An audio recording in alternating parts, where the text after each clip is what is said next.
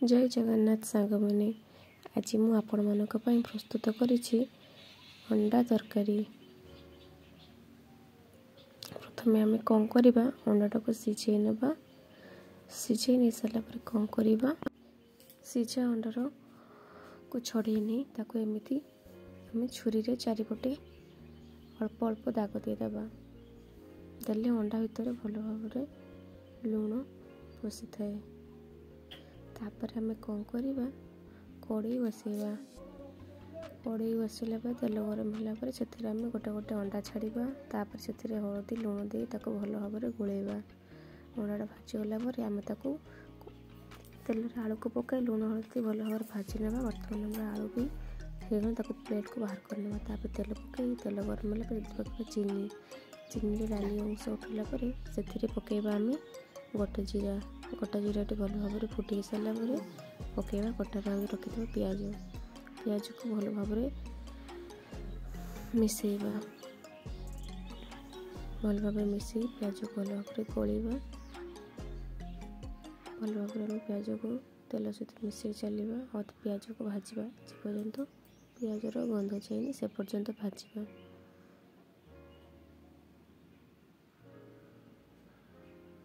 एमती पियाज को भाजवा। तापर पियाज रे पकेवा कटाई रखि टमाटो।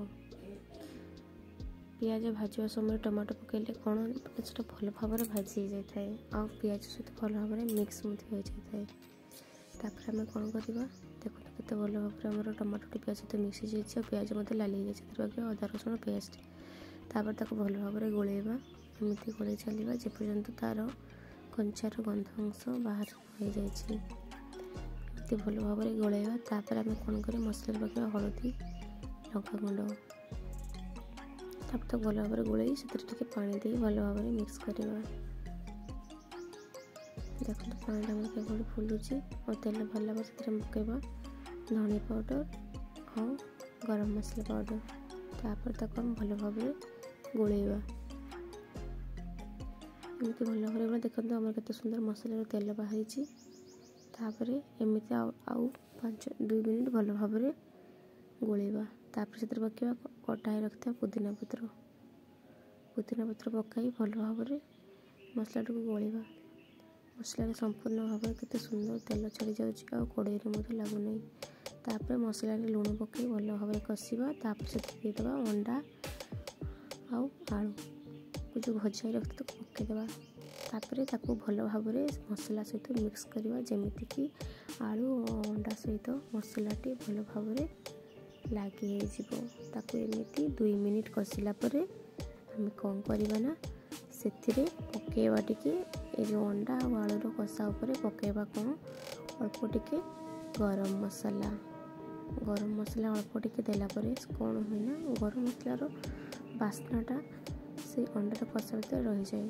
तापर आम कौन कर देदेबा टे पानी अल्प टिके पानी दे आम फुटापी छाड़ीदबा। तापर भल भाव गोलैक आम छाड़ीदबा किसी समय फुटापी। आपणकर जी मात्रा पानी दरकार से मात्रा पानी रखिए।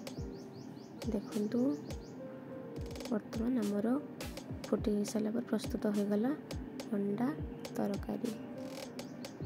अंडा आलू तरकारी प्रस्तुत हो आपण मैंने रुटी भात सहित खाईपारे।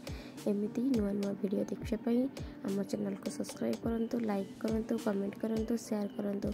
जय जगन्नाथ।